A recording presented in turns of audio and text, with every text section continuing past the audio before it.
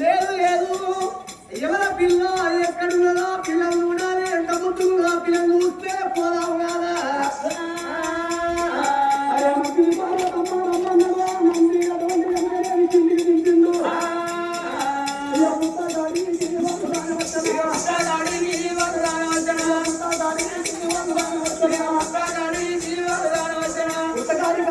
పుట్ట మీద ఉన్న ఆ బిడ్డను మాత్రం అమ్మవారు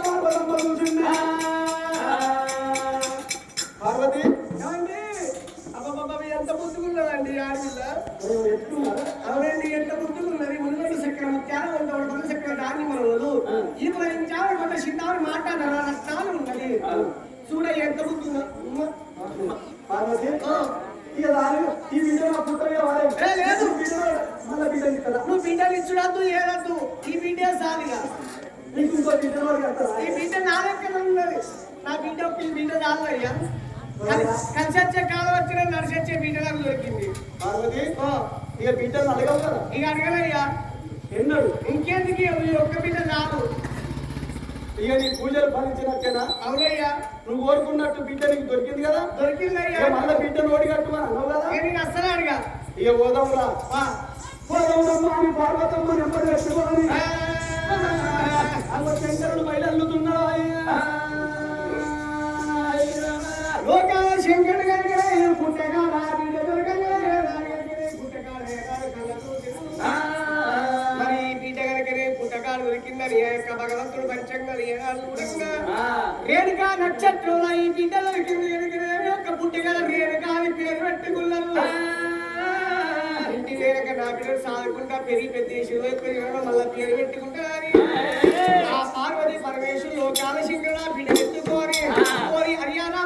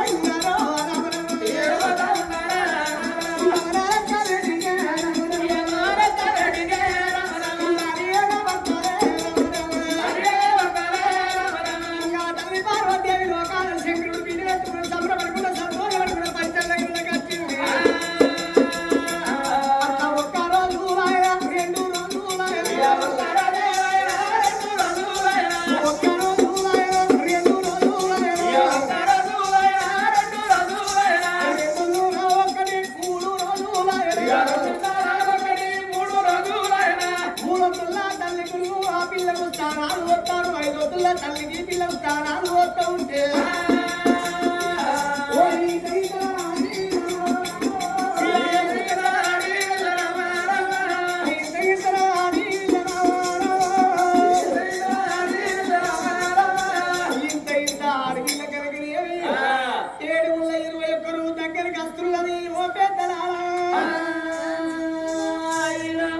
మరి పుట్టినకేమో 10 ఏళ్ళ 5 ఏళ్ళకేమో పెళ్లి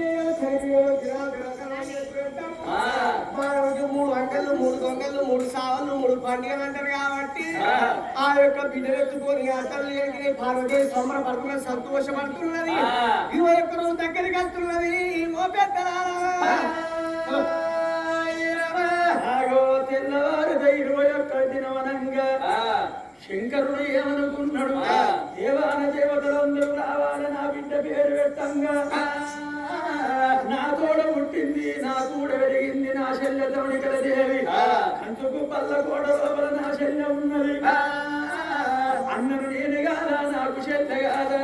వాళ్ళింటి కాడ పండుగైతే నేను పోనా, నా ఇంటి కాడ పండుగైతే నా శల్య రావద్దా? ఇప్పుడే పోత నా శల్యం తీసుకొని వద్దనన్నాడు శంకరుడు. అయ్యదంగమయ్యరా